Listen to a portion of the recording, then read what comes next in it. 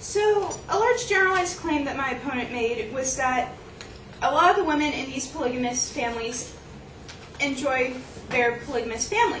Now, granted, this can be true, but not necessarily, it wouldn't necessarily be their first choice.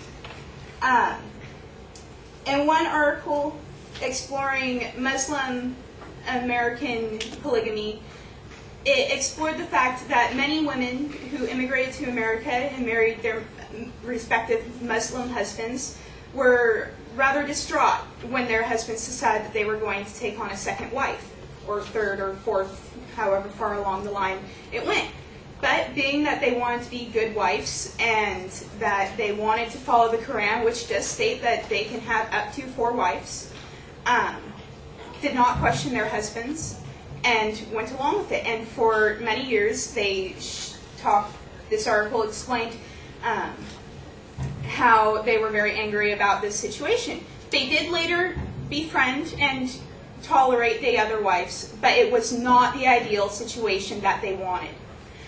Furthermore, one polygamous husband in Turkey spoke for his community, which practices a lot of polygamy, and he said that he regretted his multiple wives and had forbidden his sons to take more than one wife, and he was also working to educate his daughters so that they can make better decisions about their family life.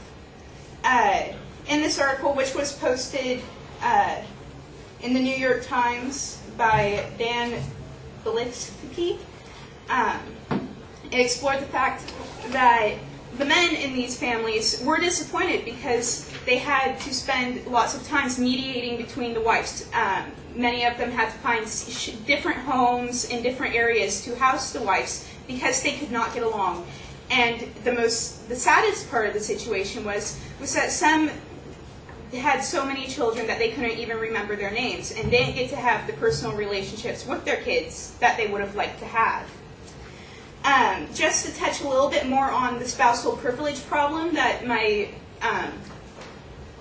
associate here was talking about, is that this is a legal problem that gets associated with lifting the ban on polygamy.